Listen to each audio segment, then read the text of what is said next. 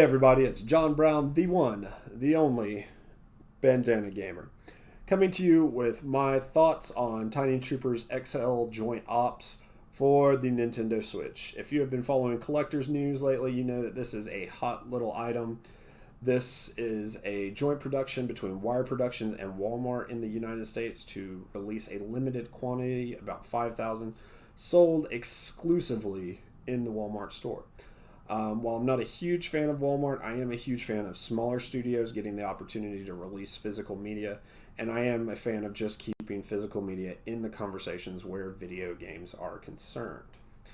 So, little history on Tiny Troopers. Tiny Troopers first appeared on iOS and Android back around 2011 2012. So, it's a mobile game. And it's very apparent that it's a mobile game as soon as you start it on your Nintendo Switch. The levels are fairly short and sweet. You're given a unit of troopers, and you're given an objective, be it rescue people, destroy all your enemies' bases, or take out a high-value target. There is an in-game currency that makes it feel even more like a mobile game. Now, I do want to point out the in-game currency is fairly easy to earn in the game, and if you're on a mission and lose the mission, you get to keep the currency you earned. The currency is used to do things like buy special troopers, such as medics or grenadiers. You can also buy upgrades for your weapons, buy additional items. There are rocket launchers and grenades that that do more damage to a target. You can also find those in a lot of levels. You can also then buy skins for your troops. I bought a pink camo set for one mission and really enjoyed it. So once again, it has that feel of a mobile game. Gameplay wise, it's okay. It is a fun little game to pick up in between, for me, a run through of Final Fantasy IX or Bloodstained Ritual of the Night. It is not something that is just wowing me. I'd probably give it about a 5 or 6, and that's just because it's a fairly basic game. But that's okay. Like, not every game needs to be a 10, especially if you are coming out on the Switch at $20 for a physical copy. That's a okay thing to be. And those games are necessary. I love games that I can just use to break up bigger experiences. And this being a mobile game is very much tailor-made to that experience.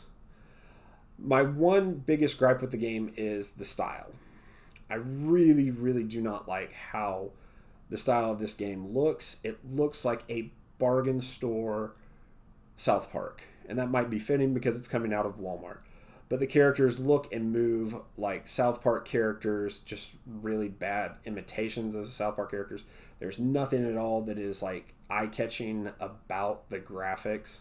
It's a Nintendo Switch game, so eye-catching on the graphics really isn't a huge deal.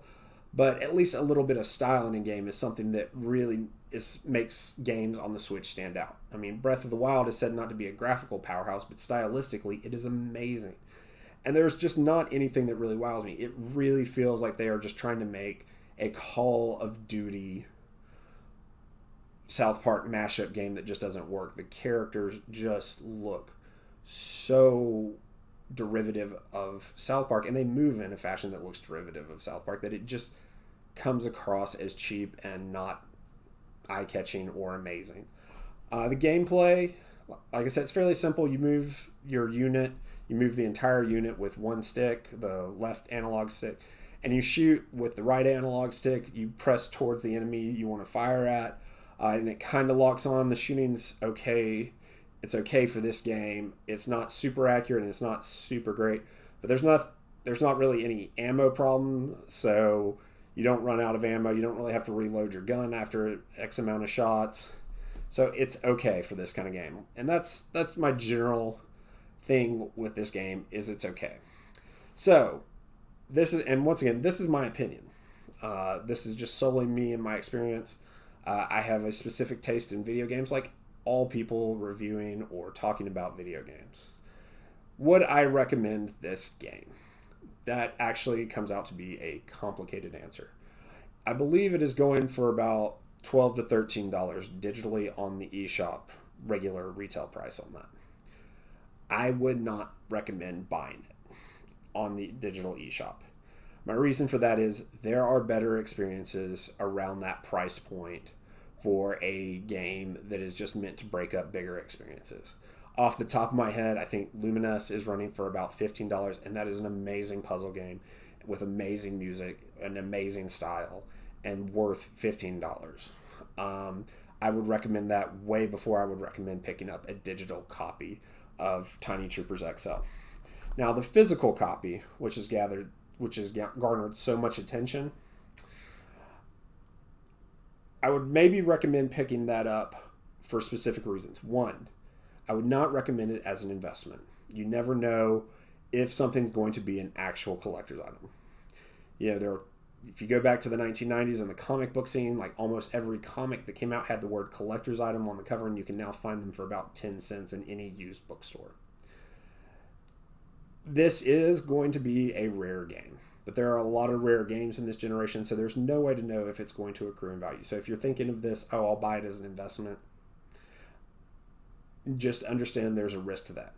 Now, if you want to get it, because it's a neat little piece of history, a Walmart exclusive Switch game, the first Walmart exclusive Switch game to my knowledge, for $20, I think that's a cool little thing to have. It is a cool little thing to have on the bookshelf, and it is a cool little thing to do videos and talk about. It's a fun little breakup experience. So for $20, understanding what you're getting for a cool little thing you can put up on your bookshelf, I definitely recommend it. So that brings me to the conclusion of this video. If you like what you saw, make sure to hit that subscribe button and hit that like button. I will catch you all in the next one. Peace until